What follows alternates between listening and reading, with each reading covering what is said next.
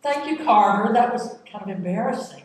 But I'm thrilled to be here. I was last at the Friends of the Libraries talk 20 years ago when I did Devil in the White City. So it's really fun to be back. We were at St. Helena's then, and it's nice to have a venue where, on the slope so everybody can see what we're looking at. So my book today is Eyes on the Street, The Life of Jane Jacobs. It was published in 2016 and written by Robert Kanigel.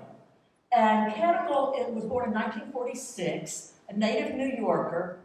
He earned a BS in mechanical engineering and became a freelance writer in the 70s for various magazines and newspapers, including the New York Times, the Washington Post, and Psychology Today.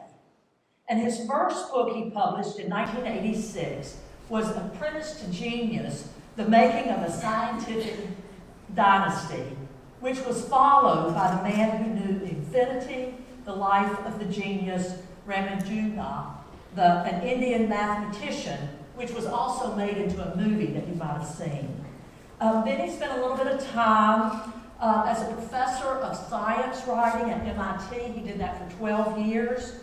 And then he went back to being a full-time writer.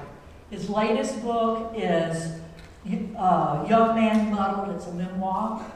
His works include 5 biographies, 2 guides, 3 histories. He's received numerous awards, including a Guggenheim Memorial Foundation Fellowship. And you need to see what he looks like. And he and his wife, the poet S.B. Mera, live in Baltimore. And now I'm supposed to tell you why I chose this book. As you know, I'm an architect, and Jane Jacobs is primarily known for her 1961 book, The Death and Life of Great American Cities. And it's pretty much considered the Bible on contemporary urban city planning, and which we studied in architecture school. And as you can tell with Carter giving you a little bit of my background, I'm really drawn to stories about strong women because we didn't have that many mentors in school. So she was one that I was really fascinated with. And then when this biography came out, it's like, yes, I do want to read this. But she's so much more than just known for her book for The Death and Life of Great American Cities. As Kanigel described her in the book's introduction, Jane wrote 7 books, saved neighborhoods, stopped expressways, was arrested twice, basked in the glow of legions of admirers, and had a million discussions and debates around the kitchen table, which she always won. She listened, she responded, she challenged. She thought about what she wanted to say, and she said it. Not honey-coated, not smoothed over, it just came out. Call her brutal, call her honest, but as one person said, what a dear, sweet grandmother she isn't. So, synopsis of the book, biography, obviously it's the story of her life. And one day in 1956, she had a life-changing event. And so the book is divided in 3 parts. The first part is coming up to the life-changing event in 1956, and I'll talk more about that part because that's really the foundation to really get to know her. The second is what immediately happened after that event, and the third is her later life. So she was born in 1916 in Scranton, Pennsylvania, and this is Scranton about the turn of the century. Her father was a physician, and her mother a teacher and a nurse. And she was raised to be an independent thinker. They had lively debates at home around the kitchen table, so that she carried throughout her life. But she really was very observant and a big, deep thinker. And she was talking about her schooling, and she said, I think my teachers taught me something in 1st and 2nd grade, but after that I was pretty much on my own. So she probably wasn't the teacher's pet, I'm sure. She found school to be very stifling, and I think it was because she was so curious and so observant and so intelligent that she was just moving faster than her fellow students were in the classroom. And she wasn't, even at a young age, afraid to challenge people. One teacher one time asserted that towns and cities always grew around waterfalls.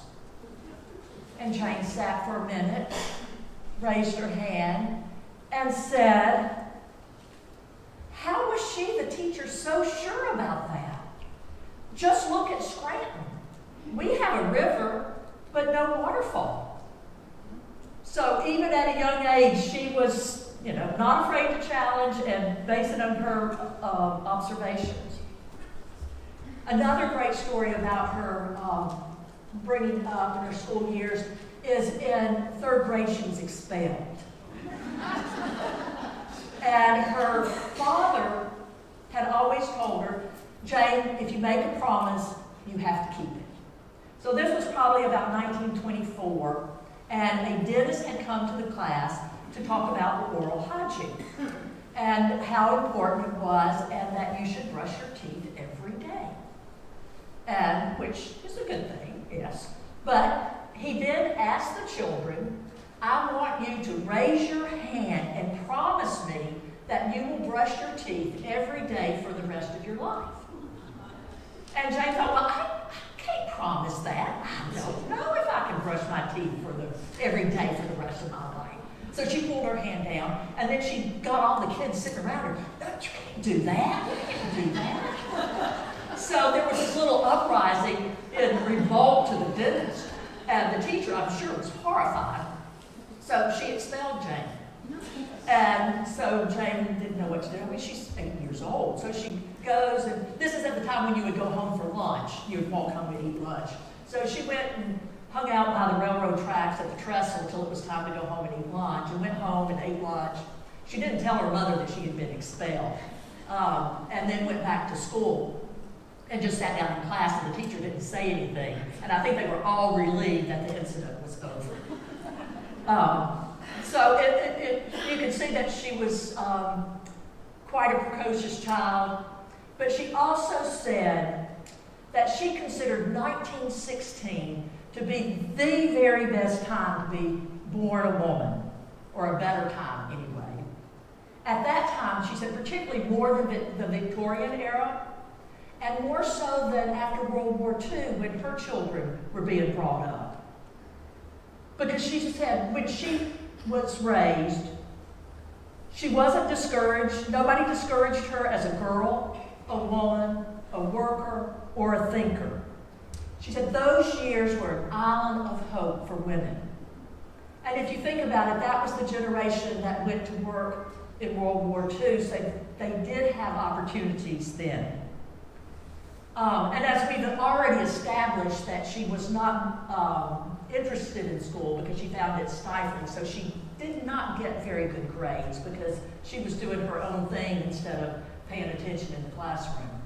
So when she graduated, her parents were willing to send her to college, but she did not care to go. So she did a internship as a writer for the local Scranton newspaper, and she took a secretarial course, learning stenography.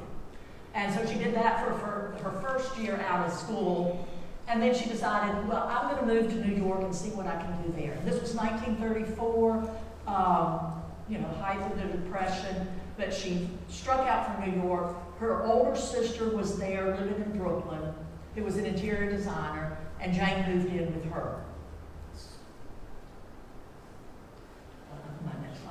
So she moved in with her sister, and she was doing freelance work, picking up jobs writing. She would do stints as a secretary different places, but she was just kind of going hand to mouth, doing freelance work for her first 2 years.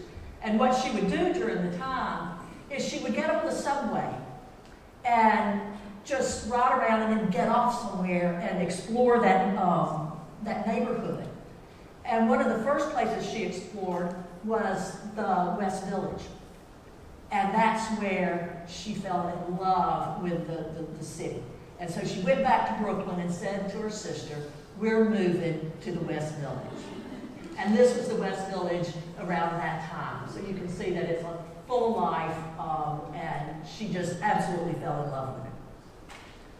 Then the other thing that she was doing while she was riding around on the subways and getting off, she ended up in the fur district. And because she was so curious, she talked to everybody. She found out where the furs came from, how they were processed, how they were made into coats or other things, and just learned everything about it.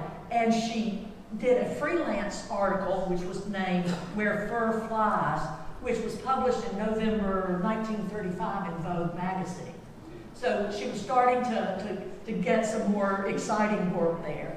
And she did 2 more articles for Vogue by this same method of just getting off the subway and discovering an area. And one was in the Diamond District, and then the other was in the Flower District. So that was a good start for her there. Then she decided that she might satisfy some of her curiosity by enrolling in the continuing education classes at Columbia University.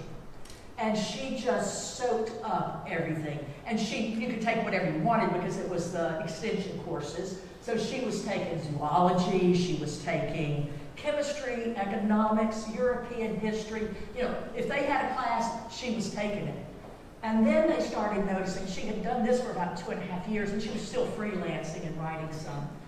And the powers that be at Columbia noticed, well, she's almost got enough credit that she could graduate with a bachelor. And oh, this is the men's college. You need to go across the street over to Bernard and enroll there. So she went over there, but her high school grades were so pitiful that they wouldn't let her enroll, even though she had taken all these courses at Columbia that were and aced them. But so she stopped doing that. And so she ended up at a trade magazine called Iron Age, hired as a secretary, and quickly moved up as an editor. So once this played over several times that she would be hired as a secretary and quickly move up because of her skills and her writing ability. So after the U.S. entered World War II, she started working for the Office of War Information, known as OWI, which was pretty much a propaganda machine for the U.S. And she was a feature writer there, and she was writing for that a lot about architecture and towns and people's way of life and just how life was in the United States. During this time, she met her future husband, Bob Jacobs. He was an architect, and they married in 1944. So after the war, she still worked at OWI for the publication America, and that's spelled with a K, so it was a magazine that was, we had a trade relationship that we sent this magazine to Russia, and they sent something equivalent back. So then she was writing for that, continuing to write about architecture, city planning, and when she was writing about city planning, she was writing sort of the conventional city planning strategies that she would later question, is what she said. So the ideas included clearing slums and zoning uses separately. So you would have residential here and the industry here and commercial over here. So she was writing about that at the time. And then the magazine was relocated to D.C., and at that time she said she did not want to move to D.C. because she had a husband that was working in New York and 3 young children. So she was going to stay put. So then she was looking around for a new job and found it at Architectural Forum, which was a professional magazine for architects. And her beat was covering hospitals and shopping centers, and later urban planning. And in her early years, she didn't know how to read drawings. So at night, it was fortunate that her husband was an architect, because he was teaching her how to read the drawings, because she would have to write about the projects before they were built. So this was a project that was up and coming. And she also says of her early years at Forum that she was not doing a very good job, because she was listening too much to the architects and the planners and did not question whether their lovely renderings and pretty models lacked something, were misguided, or just plain wrong. So her vision changed. This is one of the early plannings. This is the Garden City, which was Howard's, where you had actually just creating suburbs. Was this plan? That was then, this was the Garden City, and then it moved into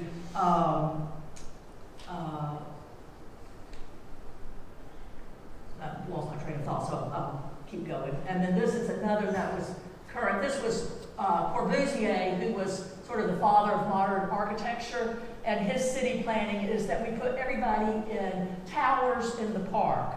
So you were isolated in towers with the park around you, which, as you look at the city streets that she so enjoyed, it's the complete opposite of that. So in early 1955, there were three impactful things that happened to her. So she went to Philadelphia and to be shown some new projects by the city's planning commission director, Edmund Bacon.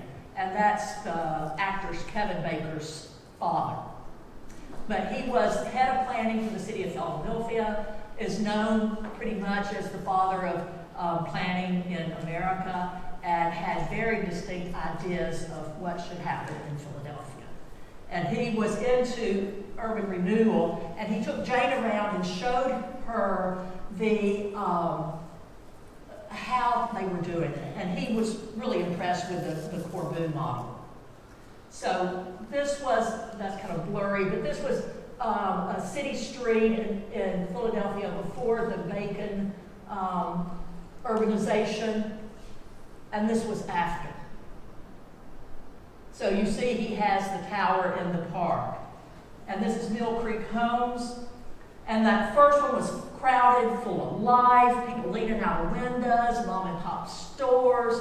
And when Bacon took Jane here, she said all she saw was a little boy pushing a tire down the road and nobody else. And she said,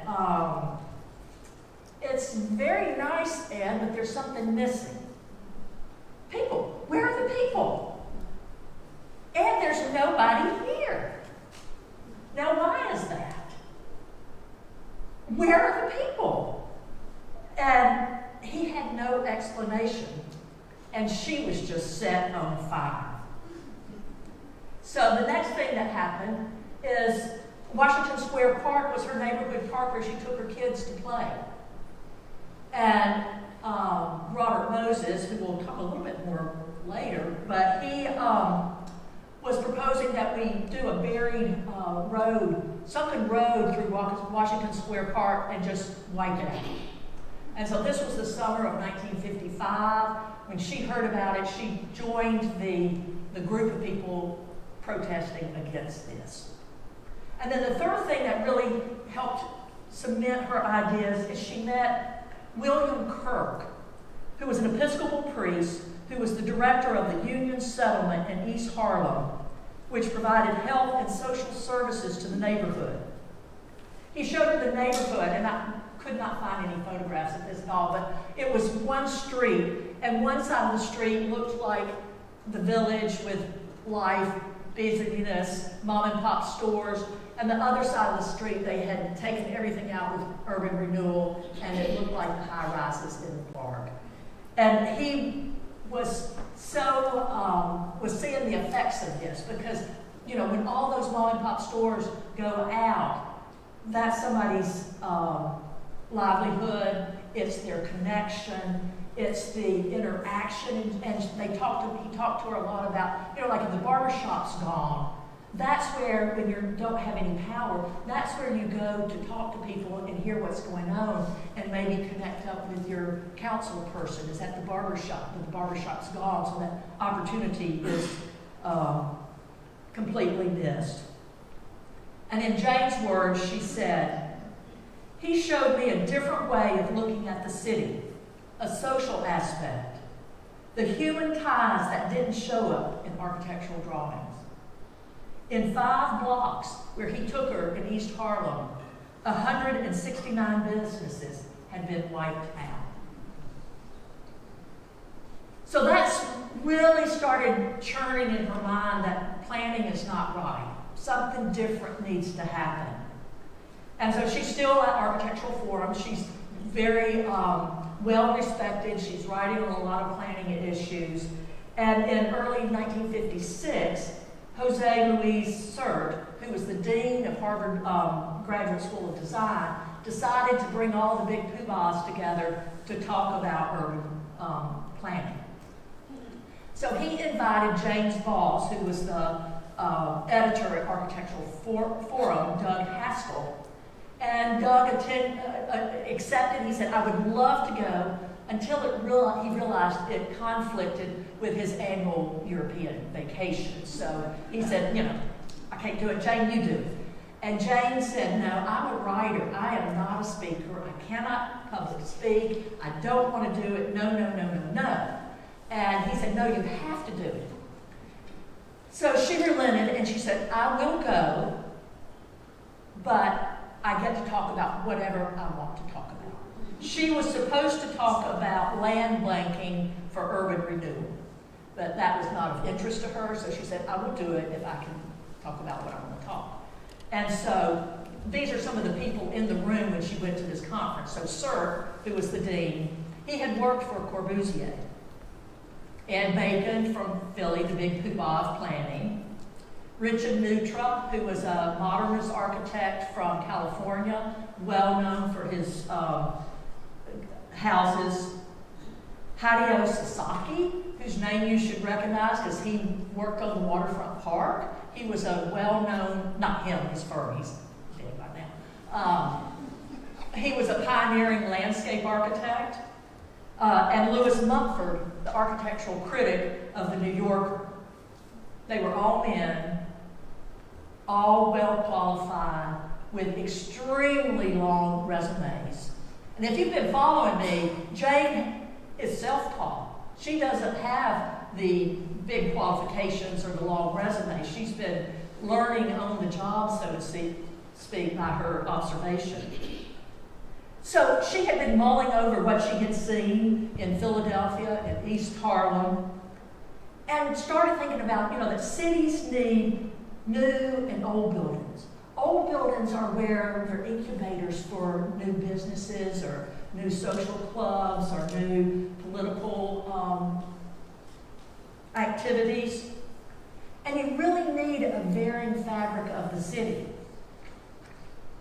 So she went in talking about that and talking about with Howard's, this is quoting her, "We're greatly misled by the talk about bringing the suburb into the city. The city has its own very different virtues, and we will do it no service by trying to beat it into some inadequate imitation of the non-city." So she blew them all over. She was so fresh in what she was saying. Nobody had ever thought about it because they were looking at the towers in the park or the suburbs. But what she was saying, we need to bring life to our cities and build on what we have. So she was a huge hit. And so she went from being invisible to very visible. And so this was that watershed moment that changed her life in 1956, from being invisible to visible. And so that was, it's just a fabulous story, I think. So that led to her taking a leave of absence. She got a great grant from the Ford Foundation, and she wrote her seminal work, The Death and Life of Great American Cities, which was published in 1961. And after the book came out, you can imagine that even though her talk was well received, people began to think, well, what are her credentials? Does she know what she's talking about? I mean, who is this woman? She's, And so Mumford, who was at the Harvard thing and enjoyed that, he had to have a different view now. And in his review of a bit of a dig to her. But Jane had great wit, and she had the last word several years later. So she was speaking at the Mumford lectures at New York City College, and she said, "Mumford seemed to think of women as a ladies' auxiliary to the human race." So that's sort of the end of the part one of the book. Part two is the years after the publication. And so this is Robert Moses. And I don't know if y'all know of Robert Moses, but if any of y'all are New Yorkers, you probably do. He was involved in many different planning commissions and activities in New York City. He was very powerful. He was never elected, but he was a bulldog and he would make things happen. So he was behind the Washington Square Park, and Jane and her colleagues fought and fought. You can see from the picture that it's a recent picture, they won. So the road was not put through Washington Square Park. And he was so mad, so mad. He just was like, there was nobody against this road. Nobody, but a bunch of mothers. So Jane was very pragmatic in how she would build a coalition to fight a project that she was opposed to. And in Washington Square Park, it was very interesting because there was a guy that was very much in support of them that was running for city council. But he was not the incumbent. And the incumbent had a lot of power. This was back in the Tannery Hall days where you know there was a lot of power to be had. And so they went to the incumbent and said, if you will oppose this road, we'll make sure you're reelected. And he did, and they did, and the project was killed. So I mean, that's just how her mind worked, was, pragmatically, how are we going to get this done? And the other thing, Jane and Moses had for the rest of her time in New York, and she said of Moses that he did more harm to New York City than any other 100 men you can imagine put together. Yeah, so she continued to fight in New York, and the book goes into great detail, which is interesting to see her process and all, but it's a street widening in the West Village where they're going to take out all the trees, urban renewal in the West Village, an expressway across lower Manhattan, if you can imagine what that would be like. And she was also a big protester of the Vietnam War. Then in 1968, their family moved to Toronto. And one of the things that they really liked about Toronto, it was maybe behind the times in urban planning. So they hadn't had any of the Bacon urban planning techniques or the Robert Moses planning techniques done. It was still very much an intact city. And when she got there were a group was protesting the Spandina Expressway. And so she joined that protest group and found her tribe and loved living in Toronto. She lived there for the last 33 years of her life. And she died in 1989. She died at 89 in 2006. And up until the end, she continued to write, speak, and fight City Hall. So she had a very great life. And then it's interesting, in the years leading up to her death, critics began to notice in the early 60s that there were 3 women who wrote 3 classic books that launched 3 social movements that changed the world. So Jane with The Life and Death, Rachel Carson with Silent Spring, and Betty Friedan with The Feminine Mystique. So maybe being born in 1916 was a golden age for women after all. So I'm supposed to say how the book impacted me. One, just reading the story of a very strong woman is empowering, exciting, And I think one of the big takeaways is trust your own observations. You don't really have to, listen to what the experts are saying, but listen and question, listen and observe. And the other thing that I really liked was her take on new urbanism. So the new urbanists really consider Jane their guiding light, that they follow all of her principles. And the funny thing is she hated new urbanism. And the reason why she hated it was because everything was new. We didn't have those old buildings that you could have the incubator businesses in, and you couldn't have, she said they tended to be very similar. And I think what we see a lot of it is very similar architecture and very similar occupants of the community. So that was, she was like, it was not really the right city for Perth. So that was an interesting takeaway.